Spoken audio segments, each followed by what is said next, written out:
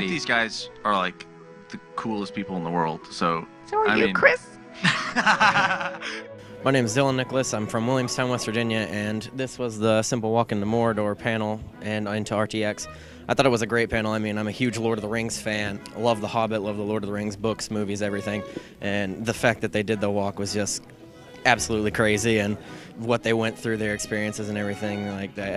I just enjoyed them talking about it. So. In one of the episodes, Chris, you showed a snippet of you video chatting your mom and telling her what you were doing. How did she react when she saw what you had done in the footage? Well, we were she's walking. here. You want to? Yeah, sure. I'll ask her. How was it? I didn't realize they had walked the entire walk till he was back home. I thought they had given up or, you know. So I was really amazed and impressed. And totally unrelated note, my parents right there. Yeah. They should stand up. You stand up. Stand up. Stand up. Stand up. Stand up. Stand up. Stand up. Panel went really great. All of our fans are really awesome. Yeah, and we also showed off Nick's toenail. We brought that to the panel. That was the fourth guest, which is, I think, in my pocket in a medicine. So that's Nick's toenail that fell off. Yesterday we walked for 14 hours and only covered 34 kilometers. Today we have to walk at least 42. If we can't do this, we won't be able to reach the mountain in time for our return flight home.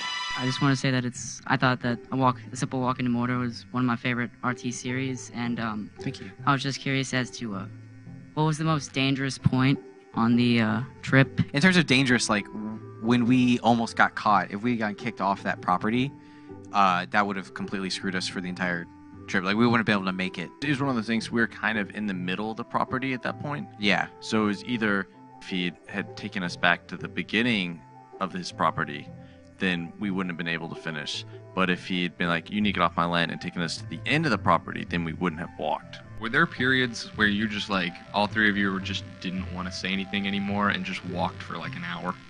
Yeah. There's more than an hour, yeah. I mean, we had every conversation possible and then a couple more. The panel was great because we got a chance to talk about a lot of things that weren't on camera.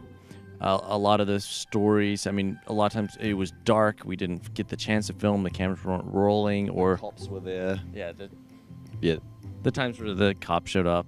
I know that you guys did a lot of camping on the side of the road, and I know that if you do that here in the States, the cops do not like that. Did you guys ever run into any problems like that when you were there? Did cops come and wake you up? Yeah, we have a weird story that's hard to explain. It's hard to explain because... To quickly answer your question, they never woke us up. We were lucky in that. Are you just tough enough that you can walk on glass with your feet now?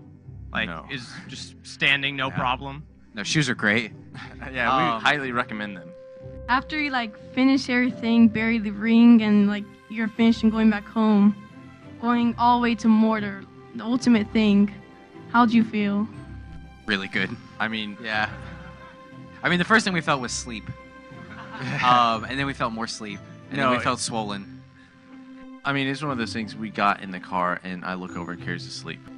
I still can't believe we did it. Like, it sounds really dumb, but I still can't believe we actually did it.